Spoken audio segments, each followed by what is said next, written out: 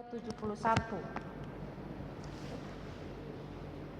Yohanes pasal 6 ayat 60 sampai ayat 71 kita akan baca secara bergantian. Saya ayat 60, ibu-ibu sekalian ayat 61, begitu seterusnya sampai ayat yang ke-71. Sudah menemukan ibu-ibu? Kalau sudah menemukan, mari kita baca bergantian. Judul yang pertama adalah murid-murid yang mengundurkan diri di Galilea. Ayat 60. Sesudah mendengar semuanya itu, banyak dari murid-murid Yesus yang berkata, "Perkataan ini keras, siapakah yang sanggup mendengarkannya?"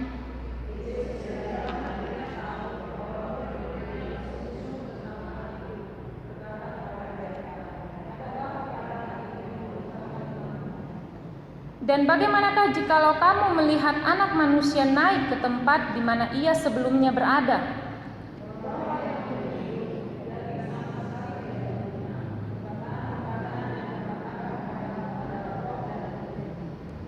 Tetapi di antaramu ada yang tidak percaya, sebab Yesus tahu dari semula siapa yang tidak percaya dan siapa yang akan menyerahkan dia.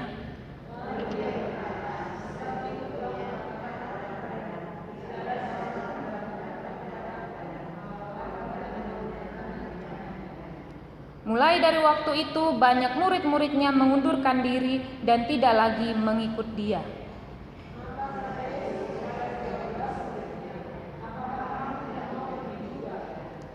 Jawab Simon Petrus kepadanya, "Tuhan, kepada siapakah kami akan pergi? Perkataanmu adalah perkataan hidup yang kekal."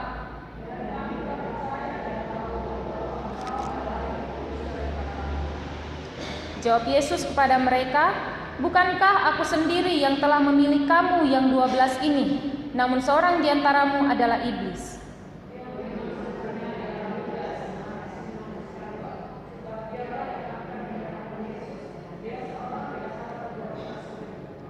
Ya, demikian jauh firman Tuhan kita baca, mari kita renungkan dan sungguh kita lakukan di dalam kehidupan kita. Ya, ibu-ibu yang dikasih oleh Tuhan, tema kita sore hari ini adalah perkataan Yesus yang memberi hidup kekal. Perkataan Yesus yang memberi hidup kekal. Nah, ibu-ibu, saya ingin bertanya, ibu-ibu sering nggak mendengarkan istilah makan untuk hidup atau hidup untuk makan? Pernah dengar ya? Benar dengar ibu-ibu? Pernah ya? Maksudnya gimana tuh ibu? Makan untuk hidup atau hidup untuk makan? Maksudnya gimana?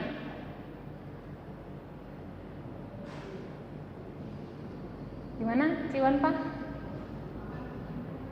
Makan untuk hidup maksudnya gimana tuh?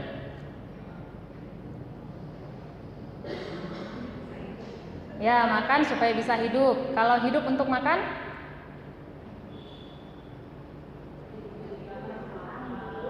Ya, hidupnya digunakan untuk makan dulu gitu ya. Kira-kira ibu-ibu yang benar yang mana? Makan untuk hidup atau hidup untuk makan? Makan untuk hidup ya. Ada yang hidup untuk makan? Nggak ada ya ibu-ibu ya. Ya, ibu-ibu benar ya bahwa makan untuk hidup itu adalah kita makan supaya kita bisa hidup. Kita makan karena tubuh kita butuh makanan supaya ada energi untuk menjalani kehidupan. Kalau kita nggak makan, puasa sampai 40 hari mungkin gitu ya, kita bisa mati gitu ya. Kita bukan Tuhan Yesus yang hebat gitu ya, atau nabi-nabi yang ada kuasa Allah yang bisa membuat mereka tidak makan sampai 40 hari. Kita mungkin 1 minggu aja udah lemes gitu ya, apalagi 40 hari gitu ya. Nah, kalau hidup untuk makan berarti dia mendedikasikan hidupnya hanya untuk makan gitu ya. Seperti kata Ibu Siregar, dia di dalam hidupnya hanya untuk makan. Dia hidup hanya melulu makan gitu ya. Hidupnya memang untuk makan. Jadi ada orang-orang mungkin yang kerja mati-matian gitu ya, cari uang supaya bisa makan yang enak gitu ya. Mungkin kalau makan sehari-hari cuma tempe, tahu, telur gitu ya, kurang. Jadi bagaimana kerja, hidup dengan sebaik-baiknya, bekerja dengan segiat-giatnya supaya bisa makan yang lebih enak. Jadi hidupnya untuk makan. Nah, ibu-ibu yang dikasih oleh Tuhan, ini adalah satu kekeliruan, betul nggak ibu-ibu? Ini satu hal seharusnya tidak begitu. Hidup itu bukan untuk makan saja, gitu ya. Ada hal yang jauh lebih besar di dalam kehidupan kita. Tetapi seringkali yang terjadi adalah memang banyak orang yang akhirnya hidup untuk makan, gitu ya.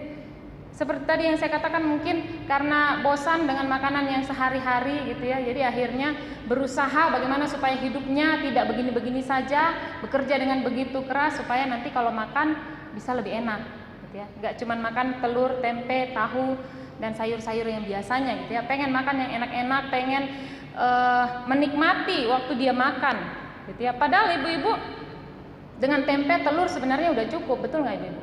Udah bisa hidup ya ibu-ibu ya, makan tempe, tahu, telur, sebenarnya udah bisa hidup.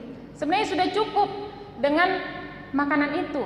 Sebenarnya kita tidak mencari yang lebih dari itu, karena hidup kita bukan untuk makan saja, tetapi kita perlu makan supaya kita bisa hidup. Nah, ibu-ibu yang dikasih oleh Tuhan, apapun lauknya asal bisa makan sudah cukup ya, karena masih bisa hidup.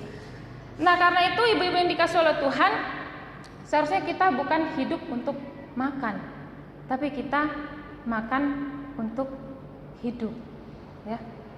Nah, ibu-ibu yang dikasih oleh Tuhan, kenapa saya bicara soal makan dan hidup?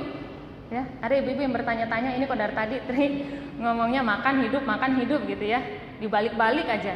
Kenapa? Nah, ibu-ibu, karena ketika saya melihat perkataan Tuhan Yesus di sini, ketika tema kita kan perkataan Tuhan Yesus yang memberi hidup yang kekal. Perkataan Tuhan Yesus yang memberi hidup yang kekal ini diungkapkan oleh Tuhan Yesus itu dengan soal makan, ya, perkara makanan. Tuhan Yesus mengaitkan antara makanan dengan hidup. Jadi seperti makanan yang kita butuhkan untuk kehidupan kita di dalam dunia ini sehari-hari, kita juga memerlukan Tuhan Yesus yang adalah, Tuhan Yesus katakan, roti, makanan untuk kehidupan kita yang kekal. Kita membutuhkan Tuhan Yesus untuk hidup yang kekal, seperti kita membutuhkan makan sehari-hari untuk kita hidup sehari-hari. Nah, ibu-ibu yang dikasih oleh Tuhan, dalam perikop sebelumnya yang minggu lalu juga sudah kita dengarkan khotbah tentang roti hidup, ya. Tuhan Yesus berbicara bahwa Dia adalah roti hidup. Pada waktu itu di perikop yang sebelumnya diceritakan bahwa orang-orang Yahudi ini mencari Tuhan Yesus karena mereka sudah makan roti. Ya, di pasal sebelumnya, di perikop sebelumnya lagi di ayat 1 pasal 6, Yesus memberi makan 5.000 orang. Jadi mereka sudah mendapatkan mujizat makan roti bersama-sama, mujizat yang dilakukan Tuhan Yesus, dan mereka mencari Tuhan Yesus karena masih ingin roti itu, tidak cukup waktu itu. Mereka masih mau roti lagi, lebih banyak lagi. Sehingga mereka cari Tuhan Yesus. Sampai kemudian Tuhan Yesus berkata kepada mereka di ayat yang ke-27, masih di pasal 6, dikatakan, bekerjalah bukan untuk makanan yang dapat binasa, melainkan makanan yang bertahan sampai pada hidup yang kekal. Dan itu diberikan oleh Tuhan Yesus. Dan kemudian Tuhan Yesus, kalau kita baca lagi ke bawah, Tuhan Yesus memperkenalkan dirinya sebagai roti yang hidup itu. Di ayat yang ke-35 dikatakan, kata Yesus kepada mereka, akulah roti hidup. Barang siapa datang kepadaku, ia tidak akan lapar lagi, dan barang siapa percaya kepadaku, ia tidak akan haus lagi. Jadi Tuhan Yesus katakan, akulah roti hidup yang engkau perlukan, bukan roti yang baru saja kamu makan atas mujizat yang dilakukan oleh Tuhan Yesus. Nah, ini membuat orang-orang Yahudi pada waktu itu menjadi geram, ibu-ibu yang dikasih oleh Tuhan. Karena Tuhan Yesus mengatakan, Dia adalah roti yang turun dari sorga, roti yang dibutuhkan untuk kehidupan kekal. Kenapa orang-orang Yahudi menjadi marah, menjadi geram? Karena ibu-ibu yang dikasih oleh Tuhan, mereka tahu latar belakang Tuhan Yesus. Tuhan Yesus ini adalah anak dari seorang tukang kayu. Bisa-bisanya dia berkata bahwa Dia roti yang turun dari sorga, ya. Berarti dia mengatakan dirinya adalah Allah karena dia turun dari sorga. Itu membuat orang-orang Yahudi itu marah. Tetapi kemudian Tuhan Yesus lebih lanjut lagi berkata di ayat 48 sampai 50. Di sana dikatakan sekali lagi, akulah roti hidup. Nenek moyangmu telah makan mana di padang gurun dan mereka telah mati. Inilah roti yang turun dari sorga. Barang siapa makan daripadanya ia tidak akan mati. Akulah roti hidup yang telah turun dari sorga. Jikalau seorang makan dari roti ini, ia akan hidup selama-lamanya, dan roti yang kuberikan itu ialah dagingku, yang akan kuberikan untuk hidup dunia. Jadi ibu-ibu yang dikasihi oleh Tuhan, orang-orang Yahudi sudah merasa geram gitu ya, dia mengatakan dia roti yang turun dari sorga. Tuhan Yesus tidak berhenti berbicara. Dia terus lanjutkan, jelaskan bahwa roti saya adalah roti hidup, roti yang turun dari sorga, dan roti itu adalah dagingku. Ya, makanan itu adalah dagingku, dan orang yang memakan roti itu, makan dari roti itu, makan dagingku, maka dia akan hidup selama-lamanya. Dia akan mendapatkan hidup yang kekal. Nah, orang-orang Yahudi kemudian dikatakan di ayat 52 semakin bertengkar ya antar sesama mereka. Dan mereka berkata, bagaimana ia ini dapat memberikan dagingnya kepada kita untuk dimakan? Tapi Tuhan Yesus terus lanjutkan lagi, bukan hanya dagingku yang akan kuberikan, tapi darahku juga kuberikan untuk engkau minum. Jadi Tuhan Yesus kembali terus berkata yang bagi orang-orang Yahudi ini tidak bisa diterima. Dia sudah mengatakan dirinya roti dari sorga, turun dari sorga, lalu dia berkata, engkau harus makan dagingku, engkau harus minum darahku, baru engkau mendapatkan hidup yang kekal, baru engkau memiliki kehidupan. Nah, ibu-ibu yang dikasihi oleh Tuhan, kalau kita lihat tadi perikop yang kita baca di ayat 60, ini menjadi satu hal yang sangat sulit untuk diterima oleh murid-murid Tuhan Yesus, apalagi orang-orang Yahudi yang memang menolak Tuhan Yesus ya. Orang-orang Yahudi yang memang menolak gitu ya, bukan yang tidak termasuk dalam golongan murid-murid. Mereka semua di ayat 60 katakan, sesudah mendengar semuanya itu, perkataan Tuhan Yesus tentang dia adalah roti hidup, dia adalah dia memberikan dagingnya dan juga darahnya untuk dimakan dan diminum. Lalu murid-murid merespon dan berkata, perkataan ini keras, siapa yang sanggup untuk mendengarnya? Ibu-ibu, ya mereka berpikir bagaimana bisa Tuhan Yesus berkata, makanlah dagingku dan minumlah darahku. Apakah orang-orang Yahudi mau jadi kanibal gitu ya? Mungkin di dalam pikiran mereka seperti itu. Sehingga hal ini mengakibatkan banyak murid-murid Tuhan Yesus yang kemudian mengundurkan diri, tidak mau lagi mengikuti Tuhan Yesus. Tetapi kemudian ke-12 murid tidak pergi. Kalau kita teruskan baca di ayat 67. Kata Yesus kepada ke-12 muridnya, apakah kamu tidak mau pergi juga? Jadi ke-12 murid ada, tidak meninggalkan Tuhan Yesus. Dan Tuhan Yesus bertanya, kenapa? Apakah engkau tidak mau pergi juga? Dan Simon Petrus menjawab, mewakili teman-temannya, murid-murid Tuhan Yesus yang lain. Dikatakan di 68, jawab Simon Petrus kepadanya, Tuhan, kepada siapakah kami akan pergi? Perkataanmu adalah perkataan hidup yang kekal. Dan dilanjutkan, dan kami telah percaya dan tahu bahwa engkau adalah yang kudus dari Allah. Nah, ibu-ibu yang dikasihi oleh Tuhan, kita melihat ada respon yang berbeda. Ya, ada orang-orang murid-murid Tuhan Yesus yang kemudian karena perkataan Tuhan Yesus yang dianggap keras ini, mereka mundur, meninggalkan Tuhan Yesus. Tetapi 12 murid tetap bertahan, tetap bersama-sama dengan Tuhan Yesus. Dan Simon Petrus menyatakan bahwa perkataan Tuhan Yesus adalah perkataan hidup yang kekal, dan mereka percaya kepada Tuhan Yesus, bahwa Tuhan Yesus adalah yang kudus dari Allah. Nah, ibu-ibu yang dikasihi oleh Tuhan, yang manakah kita?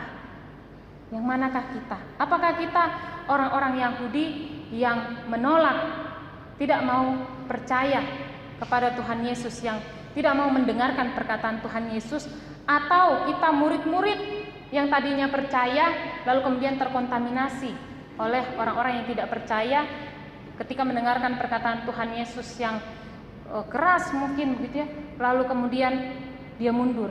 Apakah kita orang Yahudi atau murid-murid yang mundur, atau kita seperti ke-12 murid yang diwakili oleh Petrus berkata, tetap percaya, engkau adalah Allah, engkau adalah yang maha kudus dari Allah, dan perkataanmu adalah perkataan yang hidup, memberi hidup yang kekal.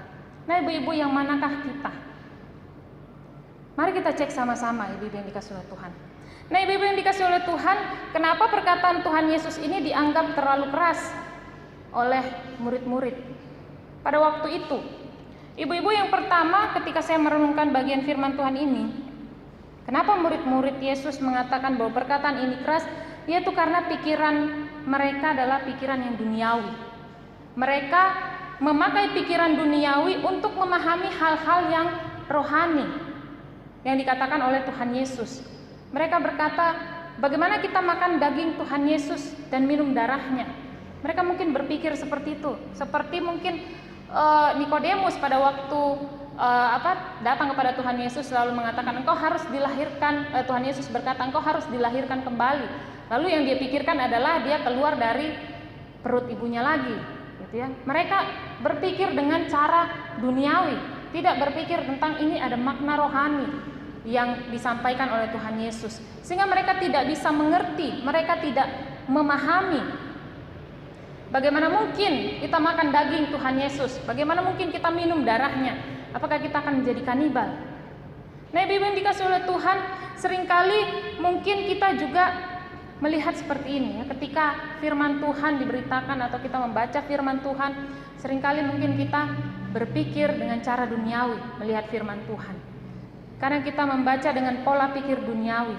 Seperti misalnya ketika yang seringkali ketika ada firman Tuhan berkata, carilah dahulu kerajaan Allah dan kebenarannya, maka semuanya akan ditambahkan kepadamu. Ya, kadang-kala kalau kita mau berpikir dengan pola pikir duniawi, seringkali ada orang-orang yang berpikir bahwa carilah dahulu kerajaan Allah dan kebenarannya, maka semuanya, semua yang kita inginkan, semua yang kita harapkan itu akan ditambahkan kepada kita. Kita bisa dapatkan apapun yang kita mau, cita-cita kita apa segala macam. Kalau kita mencari dahulu kerajaan Allah, misalnya mungkin kita rajin ke gereja, rajin berdoa, rajin baca Alkitab, maka semua impian kita akan kita dapatkan. Maka semua yang kita mau kita akan dapatkan. Padahal ibu-ibu yang dikasihi oleh Tuhan tidak demikian. Ya. Bukan semua yang kita mau yang akan ditambahkan, tetapi semua yang kita butuhkan Tuhan akan cukupkan. Seringkali kita berpikir dengan pola pikir duniawi, keinginan kita, kedagingan kita yang kita utamakan ketika melihat firman Tuhan, bukan apa yang menjadi makna rohani yang Tuhan memang ingin sampaikan kepada kita.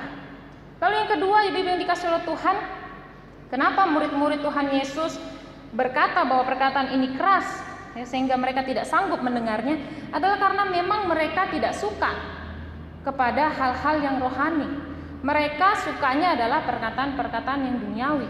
Masih berkaitan dengan yang pertama tadi. Karena pola pikirnya yang duniawi, sehingga yang mereka inginkan, yang mereka rindukan, yang mereka harapkan, itu juga adalah hal-hal yang duniawi, bukan hal-hal yang rohani. Sehingga ketika firman Tuhan diberitakan yang seharusnya kita mengerti secara rohani, kita melihatnya juga dengan duniawi.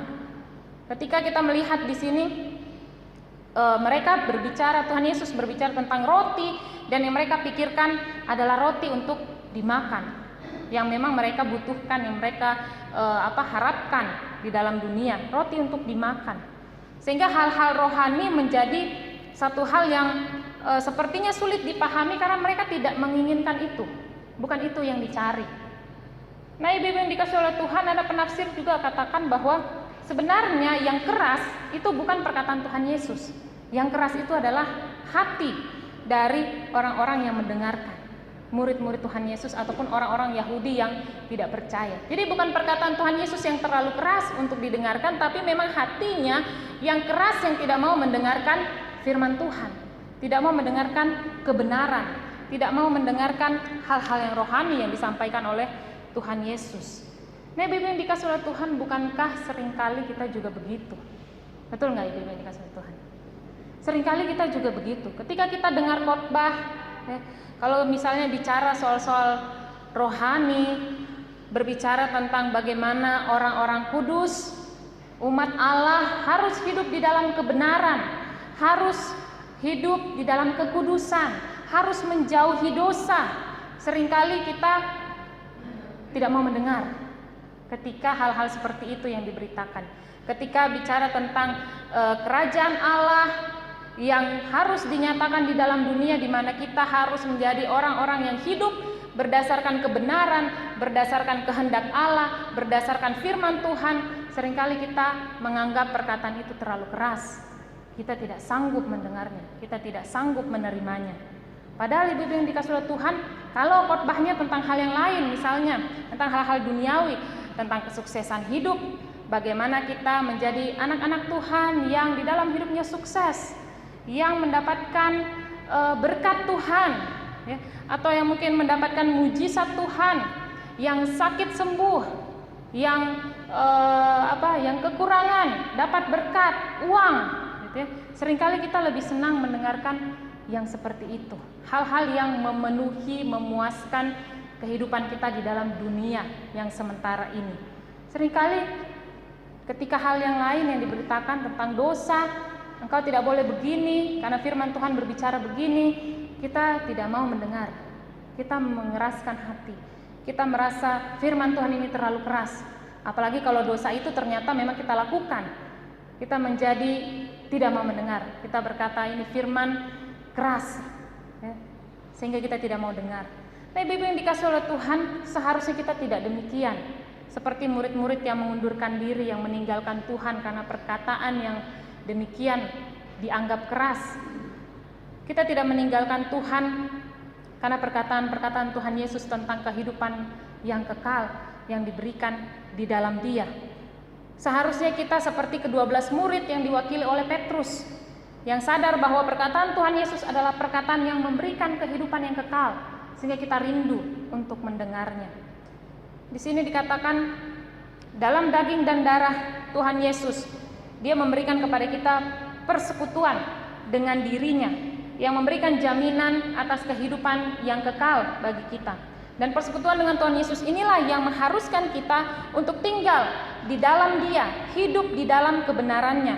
Di Yohanes 6 ayat yang ke-56 di atasnya kalau kita baca, barang siapa makan dagingku dan minum darahku, ia tinggal di dalam aku dan aku di dalam dia.